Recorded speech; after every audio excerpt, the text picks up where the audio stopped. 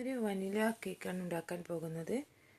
കുട്ടികൾക്ക് ബർത്ത്ഡേക്കും ആനിവേഴ്സറിക്കെല്ലാം ഉണ്ടാക്കാൻ പറ്റുന്നൊരു കേക്കാണിത്. വളരെ സോഫ്റ്റായ കേക്കാണിത്. ഷോപ്പിൽ നിന്ന് കിട്ടുന്ന അതേ ടേസ്റ്റാണ് ഈ കേക്കിന്. ഇതെങ്ങനെ ഉണ്ടാക്കാമെന്ന് നോക്കാം.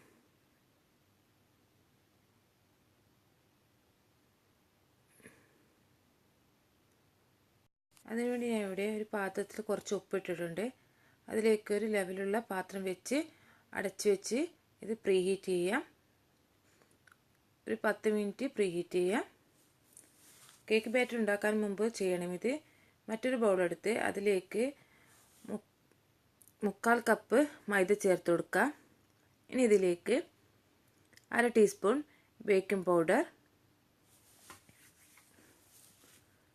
1/4 ടീസ്പൂൺ ഉപ്പ് എന്നിവ ചേർത്തൊരു 2-3 പ്രാവശ്യം അരിച്ചെടുക്കാം.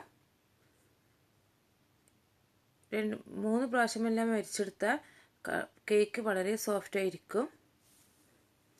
ഇനി മറ്റൊരു ബൗൾ എടുത്ത് അതിലേക്ക് 2 ടേബിൾ സ്പൂൺ വെജിറ്റബിൾ ഓയിൽ ഒഴിക്കാം. സൺഫ്ലവർ ഓയിലോ വെജിറ്റബിൾ ഓയിലോ ഒഴിക്കാം. 1 ടേബിൾ സ്പൂൺ പാൽ ചേർത്ത് ഇതും മിക്സാക്കി ഒരു സൈഡിലേക്ക് മാറ്റി വെക്കാം. കോക്കനട്ട് ഓയിൽ ഉപയോഗിക്കരുത്. ഇനി മറ്റൊരു ബൗളിലേക്ക് ഞാൻ ഇവിടെ 3 മുട്ട എടുത്തിരിക്കുന്നുണ്ട്. മുട്ട ഇവിടെ മഞ്ഞയും വെള്ളയും സെപ്പറേറ്റ് ആക്കാം. മുട്ട ഫ്രിഡ്ജിൽ നിന്ന് എടുത്തേക്ക് ഉണ്ടാക്കരുത്. ഒരു 10 മിനിറ്റ് എങ്കിലും പുറത്തെടുത്ത് വെക്കണം. മുട്ടയുടെ മഞ്ഞയും വെള്ളയും സെപ്പറേറ്റ് ആക്കാം. നിങ്ങൾക്ക് ക്വാണ്ടിറ്റി കൂടുതലുള്ള കേക്ക് വേണമെങ്കിൽ ഇതിൻ്റെ ഈ ഇൻഗ്രീഡിയൻസിൻ്റെ ഡബിൾ എടുത്താൽ മതി.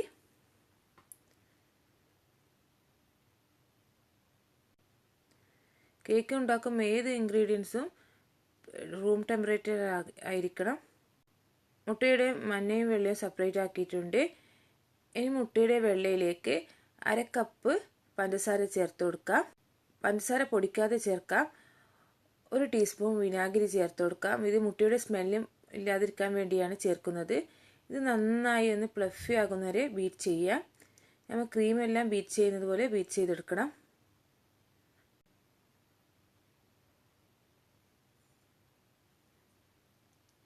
നന്നായി ബീറ്റ് ആയിട്ടുണ്ട്. അതുപോലെ ക്രീം പരുവത്തിലാവണം. ഇനി മുട്ടയുടെ വെള്ള അടിച്ചതിലേക്ക് നേരത്തെ മാറ്റി വെച്ച മുട്ടയുടെ മഞ്ഞ ഒന്ന് സ്പൂൺ കൊണ്ട് ഇളക്കിയതിന് ശേഷം അതിലേക്ക് ചേർത്ത് കൊടുക്കാം. മുട്ടയുടെ വെള്ളയിലേക്ക് ചേർത്ത് കൊടുക്കാം.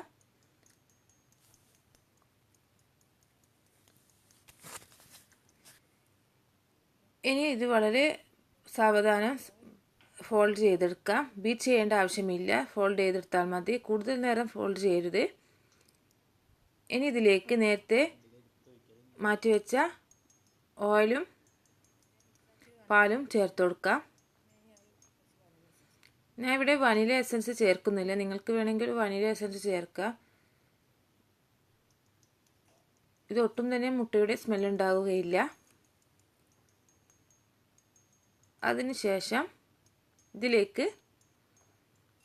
നേരത്തെ തയ്യാറാക്കി വെച്ചിരിക്കുന്ന മൈദയുടെ മിക്സ് ചേർത്തൊന്ന് കുറേശ്ശെ ചേർത്തൊന്ന് ഫോൾഡ് ചെയ്തെടുക്കാം. ഒരുപാട് നേരം ഫോൾഡ് ചെയ്യരുത്. ഒരുപാട് നേരം ഫോൾഡ് ചെയ്താൽ നമ്മുടെ കേക്ക് പൊങ്ങാനുള്ള സാധ്യത കുറവാണ്. എയറെല്ലാം പോകും. വളരെ സാവധാനം ഒരു സൈഡിൽ നിന്ന് മറ്റൊരു സൈഡിലേക്ക് മാത്രം ഫോൾഡ് ചെയ്യണം. ഇത്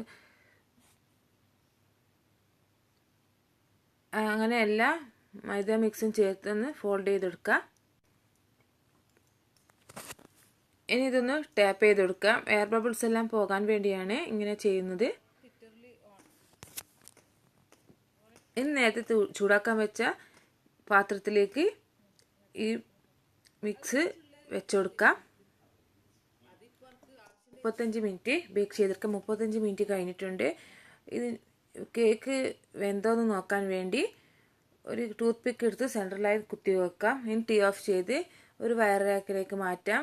കേക്ക് ഒരുപാട് നേരം ബേക്കിംഗ് ട്രേയിൽ തന്നെ വെക്കരുത്. കേക്ക് അതിൻ്റെ ചൂട് കൊണ്ട് ഹാർഡായി പോകും. പെട്ടെന്ന് തന്നെ ബേക്കിംഗ് ട്രേയിൽ നിന്ന് വയർ റാക്കിലേക്ക് മാറ്റണം.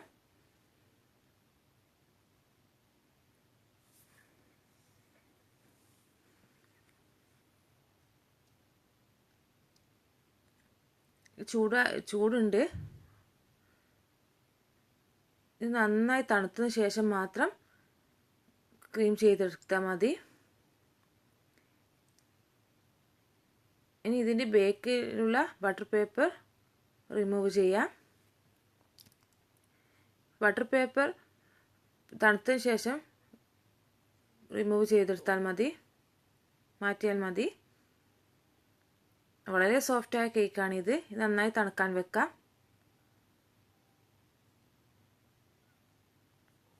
തണുത്തിട്ടുണ്ട്. ഇനി ഇത് കട്ട് ചെയ്യാം. ഒരു നൂല് കൊണ്ടാണ് ഞാൻ ഇവിടെ കട്ട് ചെയ്യുന്നത്. നൂല് ഒരു ഭാഗത്ത് വെച്ച് വിരൽ കൊണ്ട് ഒന്ന് വലിച്ചെടുത്താൽ മതി. പെട്ടെന്ന് കട്ട് ചെയ്യാൻ പറ്റും. കത്തിനെക്കൂടെ കട്ട് ചെയ്യുന്നതിനേക്കാൾ എളുപ്പം ഇതാണ്. നല്ല ലെവലായിട്ട് കിട്ടുകയും ചെയ്യും. 2 ലെയറും നല്ല ലെവലായിട്ട് കിട്ടുകയും ചെയ്യും. പെട്ടെന്ന് കട്ട് ചെയ്യാൻ പറ്റും. ഇങ്ങനെ വലിച്ചെടുത്താൽ മതി. ഒന്ന് കൈ കൊണ്ട് മുകളിൽ പിടിച്ചതിന് ശേഷം മറ്റു കൈ കൊണ്ട് ഒന്ന് നൂലൊന്ന് വലിച്ചു കൊടുത്താൽ മതി. ഞാൻ ഇവിടെ 2 ലെയറായിട്ടാണ് കേക്ക് കട്ട് ചെയ്യുന്നത്. നിങ്ങൾക്ക് വേണമെങ്കിൽ 3 ലെയറായിട്ട് കട്ട് ചെയ്യാം.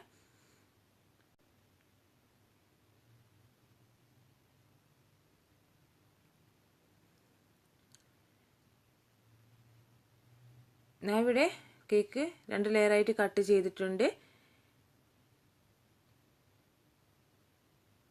ഇനി ഞാൻ ഇവിടെ വിപ്പിംഗ് ക്രീം തയ്യാറാക്കിയിട്ടുണ്ട്. അത് 3 ബൗളിലേക്ക് മാറ്റാം. നിങ്ങളുടെ ഇഷ്ടമനുസരിച്ച് കളർ മാറ്റാം. ഇവിടെ വയലറ്റും പിങ്കുമാണ് എടുക്കുന്നത്. കളർ ചേർക്കാത്ത വിപ്പിംഗ് ക്രീം ഞാൻ ഇവിടെ ഒരു പൈപ്പിംഗ് ബാഗിലാക്കിയിട്ടുണ്ട്. ഇത് ഫ്രോസ്റ്റിംഗ് ചെയ്തെടുക്കാൻ വേണ്ടി എളുപ്പത്തിന് വേണ്ടിയാണ്. ഇങ്ങനെ ചെയ്യേണ്ട ആവശ്യമൊന്നുമില്ല. ഇത് പെട്ടെന്ന് ഫ്രോസ്റ്റ് ചെയ്ത് എടുക്കാം.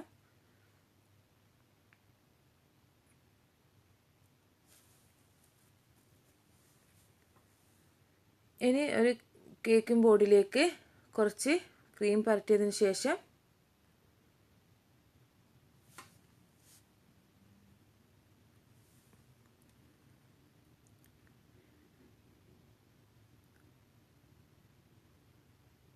ഫസ്റ്റ് ലെയർ കേക്ക് വെച്ച് കൊടുക്കാം. ഞാൻ ഇവിടെ അടിഭാഗം മുകൾ ഭാഗത്ത് വരുന്ന വിധം വെക്കണം. എന്നാൽ കേക്ക് ക്രീം ചെയ്തെടുക്കാൻ വളരെ പെട്ടെന്ന് കഴിയും. ഇനി ഇതിൻ്റെ മുകളിലായിട്ട് കുറച്ച് ഷുഗർ സിറപ്പ് ഒഴിച്ചു കൊടുക്കാം. അതിൻ്റെ മുകളിലായിട്ട് ക്രീം ചേർത്ത് കൊടുക്കാം. ഇത് നന്നായി ലെവൽ ചെയ്ത് കൊടുക്കാം. ഷുഗർ സിറപ്പ് 1/4 കപ്പ് പഞ്ചസാരയിൽ 1/2 കപ്പ് വെള്ളം ചേർത്ത് സിറപ്പാക്കിയതാണ്. ഇനി ലെവൽ ചെയ്ത് കൊടുക്കാം. ലെവൽ ചെയ്ത് കൊടുത്തിട്ട് ഇനി സെക്കൻഡ് ലെയർ വെച്ച് കൊടുക്കുക. ഇതും ഇതേപോലെ ഷുഗർ സിറപ്പ് ഒഴിച്ചതിന് ശേഷം ക്രീം മൊത്തമായി റോസ്റ്റ് ചെയ്ത് കൊടുക്കാം. ഇതിവിടെ ഞാൻ മൊത്തമായി ക്രീം ചെയ്തെടുത്തിട്ടുണ്ട്. ഇത് ആക്കി എടുത്തിട്ടുണ്ട്. ഇനി മാറ്റി വെച്ച ക്രീമിലേക്ക് വയലറ്റ് കളർ ചേർത്ത് കൊടുക്കാം. ഞാൻ ഇവിടെ ജെൽ കളറാണ് ഉപയോഗിച്ചിരിക്കുന്നത്. ഒരു ഡ്രോപ്പ് ചേർത്താൽ മതി. നന്നായി മിക്സാക്കി കൊടുക്കാം. നിങ്ങൾ ഇഷ്ടാനുസരിച്ച് കളർ ചേർക്കുകയോ കളർ ചേർക്കാതെ ഉണ്ടാക്കുകയോ ചെയ്യാം. ഞാൻ ഇവിടെ ഒരു ഭംഗിക്ക് വേണ്ടിയാണ് ഫ്ലവർ എല്ലാം ചെയ്യുന്നത്.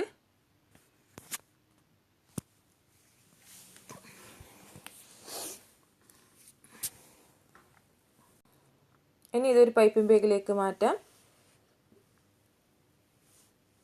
ഫ്ലവർ ചെയ്യുന്ന നോസിലിലേക്കാണ് എടുത്തിരിക്കുന്നത് ഞാൻ. ഇത്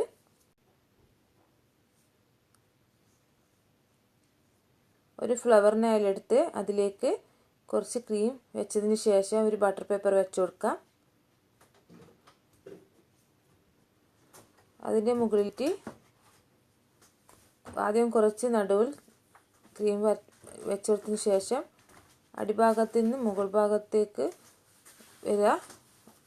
അതിനുശേഷം താഴ്ഭാഗത്തിന് വീണ്ടും കൊണ്ടുപോകാം. അങ്ങനെ ഫ്ലവർ ചെയ്തെടുക്കാം.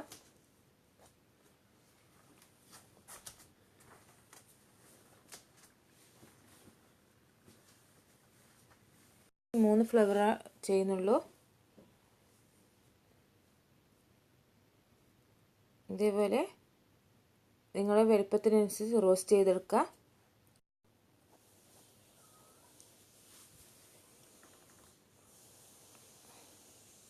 ഞാൻ ഇവിടെ ഇത്രയും വലുപ്പമാണ് ഫ്ലവർ ചെയ്ത് ഒരു 10 മിനിറ്റ് ഫ്രിഡ്ജിൽ വെക്കുക.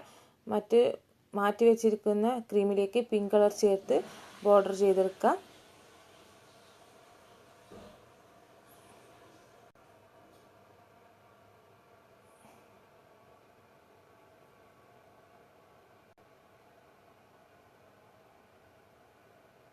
ഞാൻ ഇവിടെ സിമ്പിളായിട്ടാണ് ബോർഡർ ചെയ്തെടുക്കുന്നത്. നിങ്ങളുടെ ഇഷ്ടാനുസരിച്ച് ചെയ്തെടുക്കുക.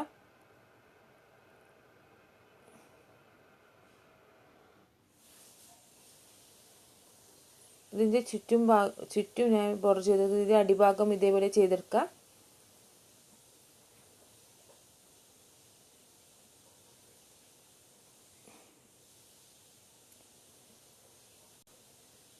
ഇനി നേരത്തെ തയ്യാറാക്കി വെച്ചിരിക്കുന്ന ഫ്ലവർ എടുത്ത് കേക്കിൻ്റെ മുകളിൽ വെച്ചതിന് ശേഷം ഞാൻ ഇവിടെ ചെറുതായി ഒന്ന് ഒരു ഇല പോലെ വരച്ചു കൊടുക്കുന്നുണ്ട്. അങ്ങനെ നമ്മുടെ കേക്ക് ഇവിടെ റെഡി ആയിട്ടുണ്ട്.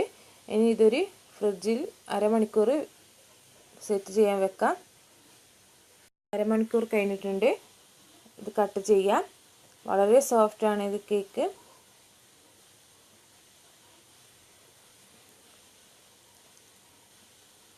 ക്രീം ഫസ്റ്റ് ലെയറിൽ ക്രീം കൂടുതൽ വെച്ചാൽ പിന്നെ കട്ട് ചെയ്യുമ്പോൾ നല്ല ലെയറായിട്ട് കിട്ടും. കണ്ടില്ലേ, ഇതേപോലെ ലെയറായിട്ട് കിട്ടും. അങ്ങനെ നമ്മുടെ കേക്ക് റെഡി ആയിട്ടുണ്ട്. എല്ലാവരും ട്രൈ ചെയ്ത് നോക്കുക. ട്രൈ ചെയ്ത് നിങ്ങൾക്ക് ഇഷ്ടമായ ലൈക്ക് ചെയ്യാൻ, ഷെയർ ചെയ്യാനും കമൻറ്റ് ചെയ്യാനും മറക്കരുത്. മറ്റൊരു റെസിപ്പീസുമായി വരുന്നത്